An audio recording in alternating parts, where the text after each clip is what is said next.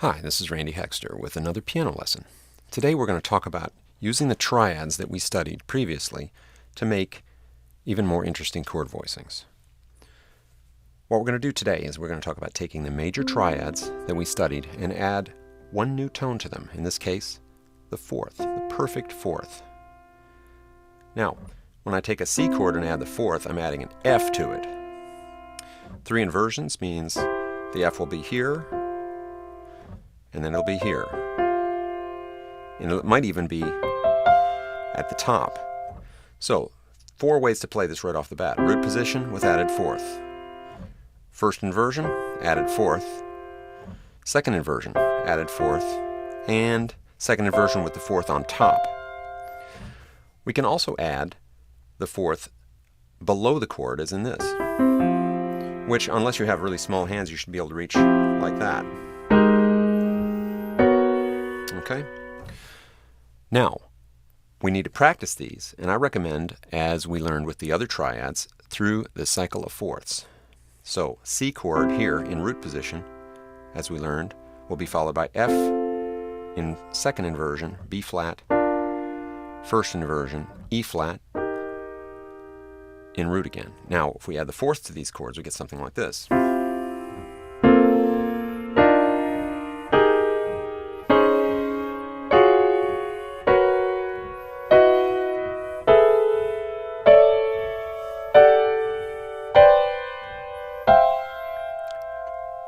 Now, as you can hear, I have ended up with C in root position at the bottom and root position at the top. I'm still going to need to practice this 3 different ways, starting with C in second inversion, which will put F, B flat in root position, and then also with C here. So there are 3 ways to practice that cycle. But again, adding the fourth to the major chord, maybe not the first tone you would think of adding, can lead to some really interesting color. Now let's look what we can do with these chords to make interesting voicings. Placing these triads on some interval above the bass note will lead, much like with the major triads, to interesting colors. The most basic and important of these is to play the major triad up a flat 7 from the bass. So here's our C, here's our B flat major chord. Now we're going to add E flat to our B flat major chord, adding fourth, and we get, which is a minor 9-11 chord, minor 7 with 9 and 11 added to it.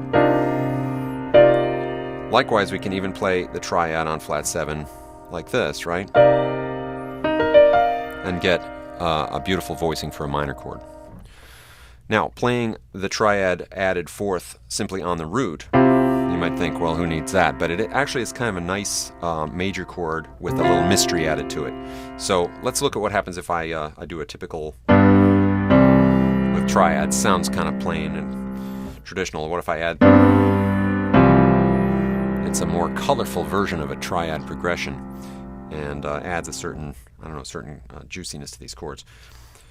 Sometimes I leave the fifth out of this voicing and get something like that, as opposed to having the fifth there. You can also use this on the fifth. Here's our C bass with a major triad up a fifth, which gives us a major 7 voicing with the added root in it, which may or may not work, but it works as long as it's not on the top, which sounds a little strange. You can get some nice voicings there. Another nice one, an interesting one, is to play the major triad on the flat third, which we learned was a minor 7 voicing, but now we're going to add the fourth to it.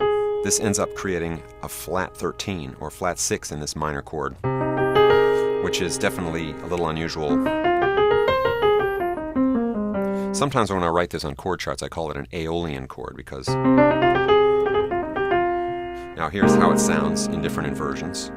E flat major over C with an added A flat. Even open like that. Excuse me, and you can also spread it between the 2 hands if you prefer.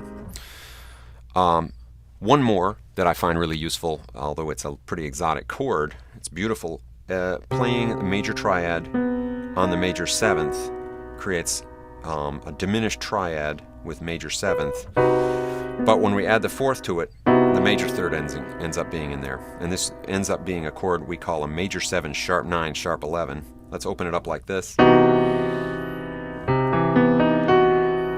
Not something you'd use every day, but a beautiful sound. Again, one of those chords that when you put on a chord chart, you may have to be a little careful about what you call it. This ends up being based on, for the most part, one of the modes of the harmonic minor scale, the 6th mode.